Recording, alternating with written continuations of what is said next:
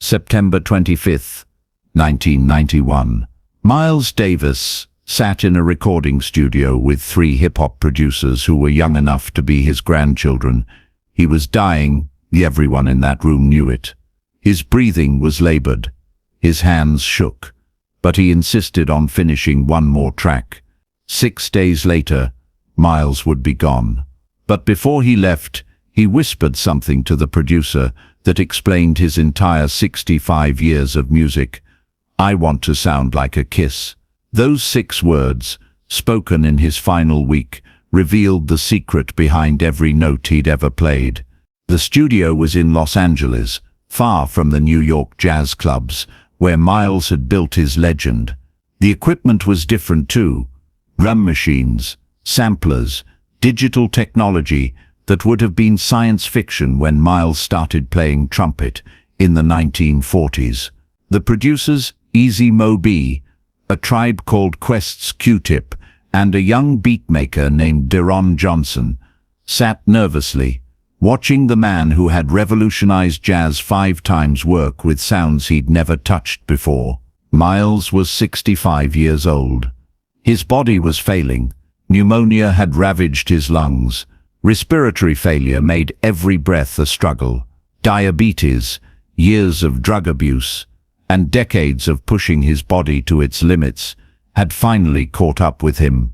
His doctors had told him to rest, to save his strength, to accept that his time was ending. But Miles Davis had never accepted limitations. Not from record labels, not from critics, not from his own body. So when these young hip-hop producers approached him about making an album together, Miles said yes. Not because he needed the money or the attention, but because he'd spent his entire life chasing a sound, and he wasn't done yet. The album was called Doo-Bop. The name itself confused people. This was Miles Davis, the man who made Kind of Blue, Sketches of Spain, Bitches Brew. What was he doing making hip-hop? At 65, while dying. His record label Warner Brothers was worried. Jazz fans were confused. Music critics didn't know how to categorize it, but Miles didn't care about any of that. He'd stopped caring what people thought about his music sometime around 1969, when he'd plugged in electric instruments and destroyed the idea of what jazz was supposed to be. On that September day in 1991, Miles sat in the studio, listening to the beats the producers had created. Hip-hop loops, samples from old funk records, electronic drums. It was as far from traditional jazz as you could get. But Miles heard something in it. A pulse, a rhythm, a feeling that reminded him of why he'd fallen in love with music in the first place. "Let me try something," Miles said, his voice raspy and weak. He picked up his trumpet, brought it to his lips, and played a single note over the hip-hop beat. The note floated over the electronic drums like a whisper, not aggressive, not showing off, just there, intimate, like someone speaking quietly in your ear. Easy Mo Bee, the producer, felt chills run down his spine. "That's it," he said. "That's the sound." They worked for hours that day, Miles playing short phrases, resting, playing again. His breathing was so labored that he could only play for a few minutes at a time before he had to sit down and recover. But every note he played had that same quality, soft, vulnerable, deeply human. During one of the breaks, Q-Tip worked up the courage to ask the question that had been bothering him since they started the project. "Miles," he said carefully, "everyone's going to ask why you're making hip-hop. What should we tell them?" Miles looked at him for a long moment. Then he said something that Q-Tip would repeat in interviews for the rest of his life. "I'm not making hip-hop," Miles said. "I'm making the same thing I've always made. I'm trying to sound like a Kiss." Q-Tip didn't understand at first. Miles saw the confusion on his face and smiled, that rare, genuine smile that Miles almost never showed. "You ever really listen to a Kiss?" Miles asked. Not think about it. Just listen to the sound it makes. That little, soft sound. Gentle, intimate. You can't fake it. You can't force it. It's the most honest sound in the world. He paused, breathing heavily, gathering strength to continue. That's what I've been trying to do my whole life, Miles said. Not play loud, not play fast, not show everybody how technical I can be. Just sound like a kiss.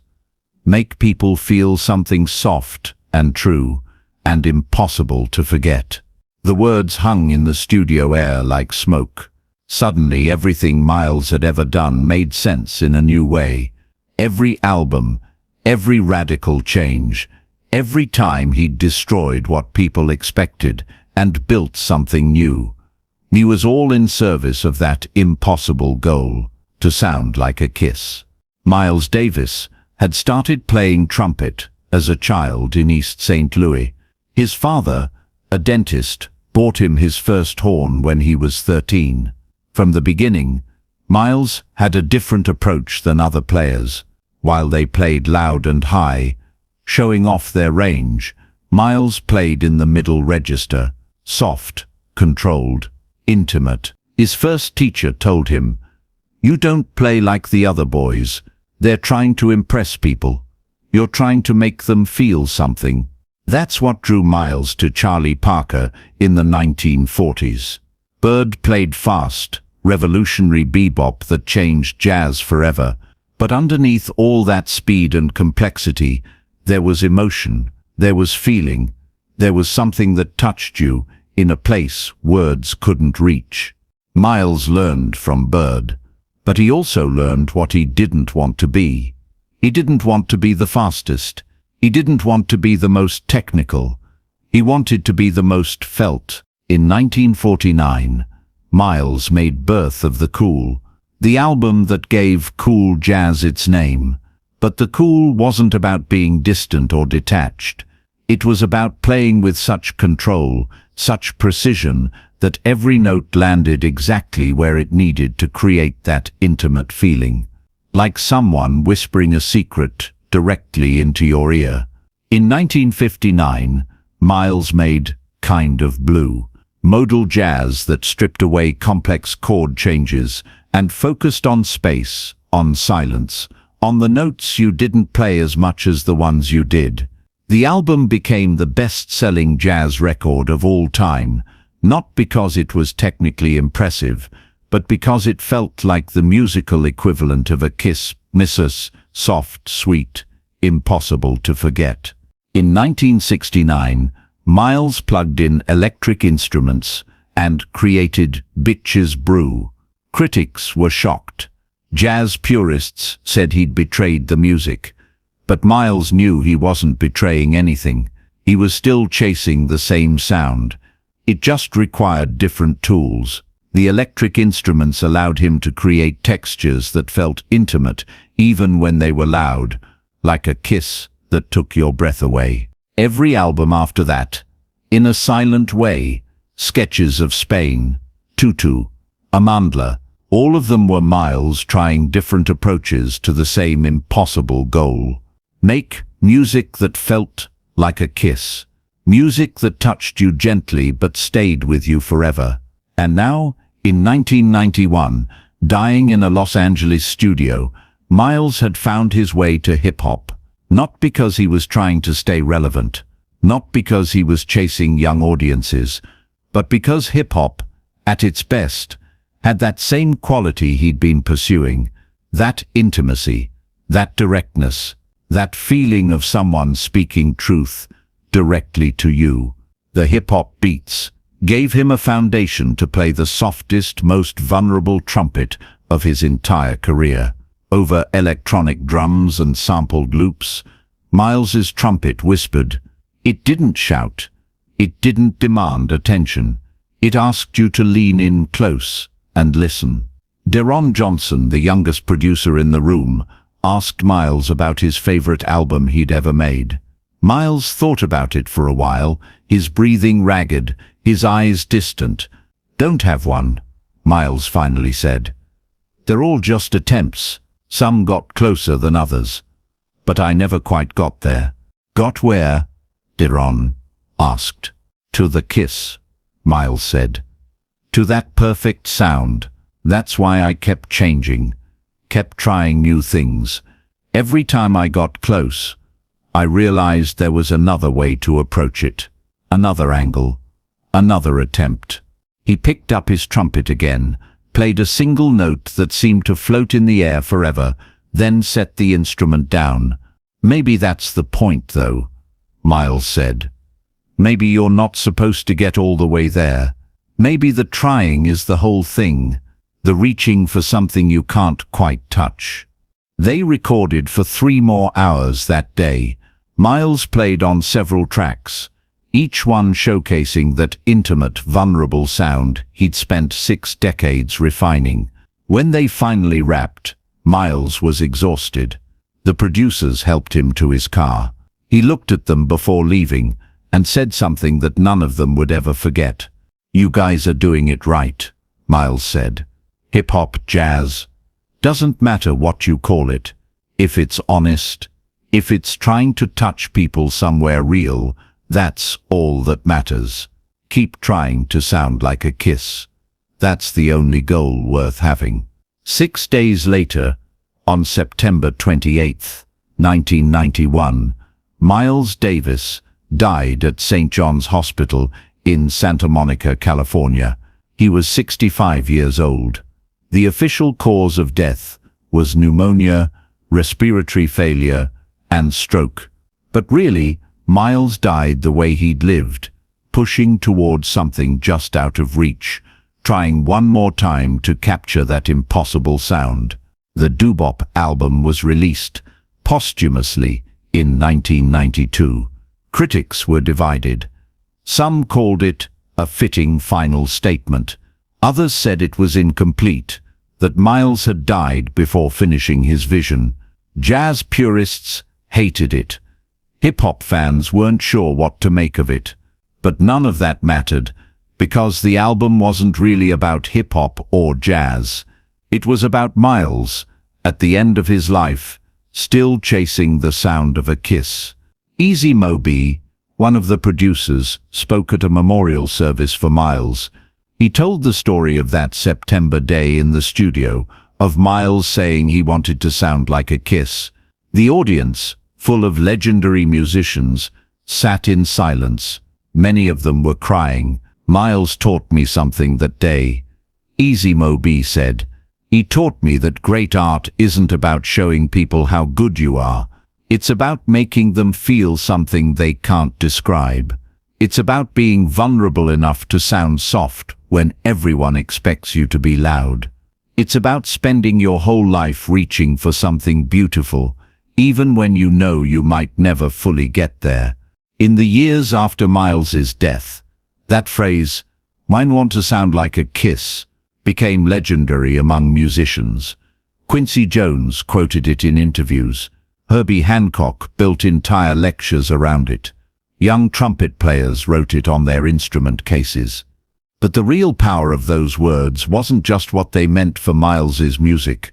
It was what they revealed about how he saw the world. Miles Davis, the man with a reputation for being difficult, angry, unapproachable, that spent his entire life trying to create something soft, something intimate, something as gentle and powerful as a kiss. He'd been called the Prince of Darkness, the coolest man in jazz, the most intimidating band leader in music history. But underneath all that, he was just a man trying to capture a feeling, trying to turn breath and brass into something that touched people the way a kiss does. The trumpet Miles used on those final recording sessions is now in the Smithsonian Museum. Next to it is a card with a quote from that September day in 1991. "I want to sound like a kiss." Museum visitors stop and read those words. Many of them pull out their phones and listen to Miles's music right there in the museum, trying to hear what he meant, trying to understand how you turn sound into a kiss. And if they listen carefully, If they really listened, they can hear it. In Blue in Green, in Someday My Prince Will Come, in Human Nature, in those final hip-hop collaborations, that soft, intimate, vulnerable sound, not trying to impress, not trying to show off, just trying to touch something true. Miles Davis reinvented jazz 5 times. He collaborated with musicians from every genre. He refused to be categorized or limited or told what his music should sound like.